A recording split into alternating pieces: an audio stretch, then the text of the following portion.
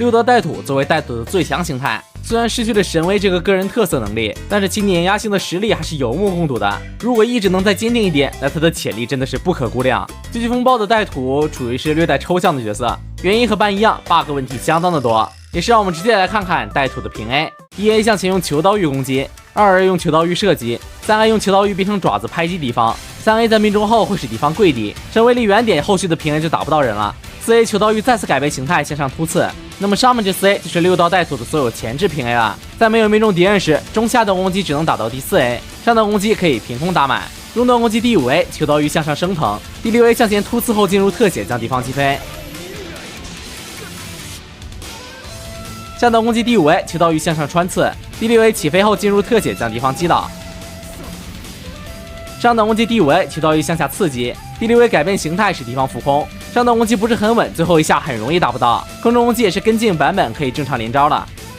投技上带土有着一个近距离的快启动投技，命中敌人后会使敌方倒地，不可以进行连击。正常释放会因为手短接不进平 A 里，只能靠技能来接，还不能打后续，不是很舒服。自带时带土有着一个强烈的特殊技，发动后会向前射出9枚球刀玉，可以打断敌方的忍术和查克拉冲刺，性能相当优秀。在这一作里，这招被删除掉了。1号位忍术依旧是标配的球刀焦土，发动后向前射出一道贯穿全图的光线，命中敌方后对敌方造成击飞，可以正常接在平 A 里，但是这招感觉重合度太高了，很多忍者都有类似的技能，没有什么特殊性，打完以后不能进行后续的连招，也是一个收尾技能。2号位忍术是以前的觉醒特殊技树海侵蚀，发动后向前延伸树枝，命中敌人使敌方跪地，可以衔接连招，当然也可以记在连招里。施法期间可以通过撕票取消，技能的效果真的是肉眼可见的贫穷啊，特别的素。不过因为是个半脱手，所以实用性还是在的。奥义是神剑爪毛之剑，发动后把所有球刀玉向前丢出，施法没有命中，那么后摇的惩罚非常大，可以接在平 A 和技能里，兼容性还好。不过直接放的话，基本就是白给。好，那么下面就让我们来看看六道带土的奥义演出。始めよ。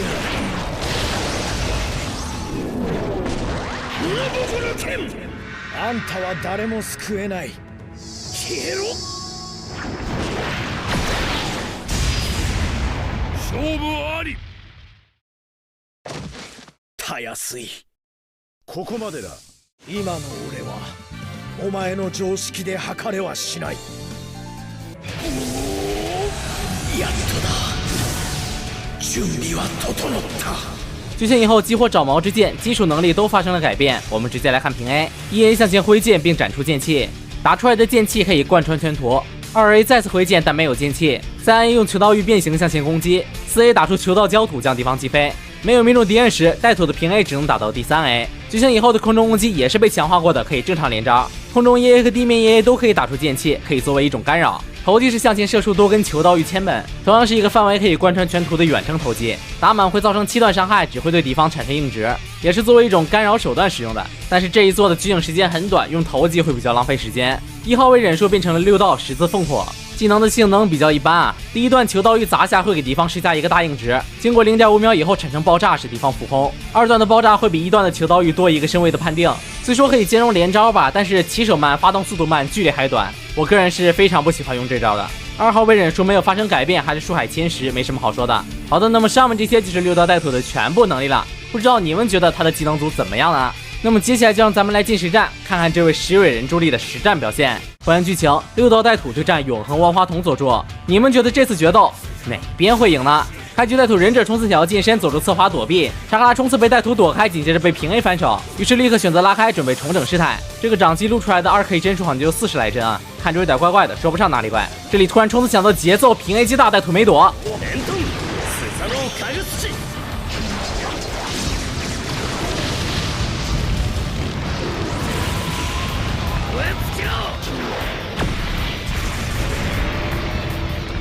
看来佐助想选用一种比较能够速通的方法。这里是观察了以后决定压起身，结果被带土直接起手，在最后一下攻击交替身落地被投技命中。可以看到这个佐助应该是跟技术没什么关系了，又被带土手里剑偏替冲刺，用平 A 又骗了一个替身。佐助这波直接被带土秀懵了，带土这里丢了个大招想魔奖，但是后摇惩罚太大了，空了以后直接挨打。佐助这里技能放空了，想要起手带土直接秒替，原地恢复下查克拉，带土想要起手，佐助也直接替，开虚佐躲开了带土的忍具，没抓住后摇被平 A 起手打出提身以后，佐助又开了一个虚佐农户命中，感觉如果不是这座虚佐农户的消耗查克拉了，佐助现在应该一直在放。这里幽默投技贴脸吃到了求刀焦土，带土的提身已经交光了，落地又是一发求刀焦土命中佐助查克拉直接满了，无脑进攻开始灌伤，冲刺平 A 起手到，下段攻击衔接飞檐，再次冲刺打起来，想接飞檐直接收走，但是带土提身好了，查克拉不多，佐助没有直接打，选择拉开，迂回的过程中提身也恢复好了，长针靠近逼开佐助，直接原地绝响。巨影成功以后想要冲刺起手，但是没追上，佐助再次拉开。其实这点血量也掀不起什么风浪了。佐助在等待查克拉的恢复，带土连续冲刺，终于拿到了近身，再次冲刺直接被佐助替身 EA 结束战斗。刚才有一瞬间模型卡出来了。第二回合开始，双方再次对撞，佐助反应很快，直接飞檐打断冲刺，自己则是查克拉冲刺接起来，平 A 接大。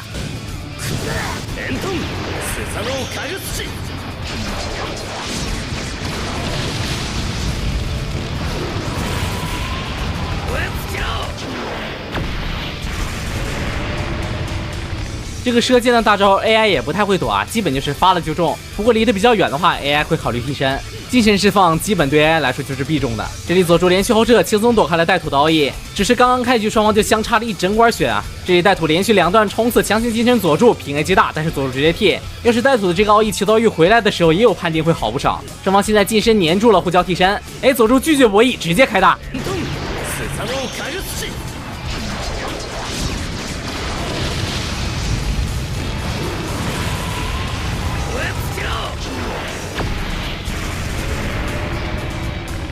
奥义结束，带土只剩丝血，佐助的资源则还算充沛，这里也是大意了，被带土冲刺起手，第二段冲刺再接平 A， 想接奥义前摇太大，被手里剑直接打断了，预判替身反击成功，再次接大被直接替掉了，坏了，那这下带土真的是什么资源都不剩了。好在这时候替身好了，给带土多了一点底气，佐助不敢随意进攻，开始迂回，双方都在互相拉扯，开始恢复查克拉，带土的查克拉先恢复好了，直接冲刺打断佐助吃替身节奏，带土也吃，这里选择攻击力上升以后接奥义，但肯定是打不中的，这个奥义确实是有点小丑的样子了。这里资源的优势是在带土身上的，所以带土想打的激进一点，但是佐助不让，一直后撤，开启近身战，佐助迂回试探性的冲刺了一下，逼出带土替身以后，自己的替身也好了，那这下可真是两极反转了。带土这里是一点伤害都不能吃，选择全秒替把替身交光了，又选择用奥义打出替身，紧接着冲刺对撞，打的还是蛮稳健的，又是一个冲刺起手，逼出佐助替身以后直接拉开，虚晃一枪突然冲刺起手，平 A 抓住佐助，但是这里接不了了，直接开大，虽然打的节奏比较慢，但还是把佐助全部替身都逼光了。又用一个冲刺起手的佐助衔接空中攻击，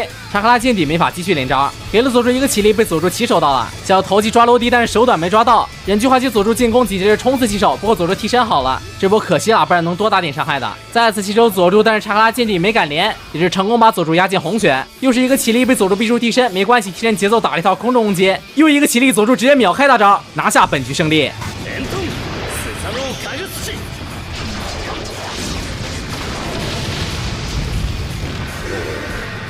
木の葉の里を守ることに決めた。そして俺が火影になる。燃え尽きろ！勝負あり、そこまで。这局带土还是蛮有技术的啊，就是吃亏在奥义上了。自己的奥义佐助不吃，佐助的奥义他全吃光了。这场决斗宣告着纯度的胜利。好，那么咱们下期视频的主角是二代水影鬼灯幻月，小胡子也是少有的远程特化型忍者。不过这类忍者通常强度都不是很高就是了。最近嗓子也是有点不太舒服啊，不知道大家能不能听出我的声音不太对劲。老实说还是蛮难受的。那么还有什么其他想看的角色可以发在评论或者弹幕里，角色更新的排表我会放在片尾，大家有兴趣可以暂停观看。那么如果你也喜欢这个系列的话，不妨一键3连加关注支持一下，你们的3连和关注就是我更新的动力。我是3位，我们下期视频再见，拜拜。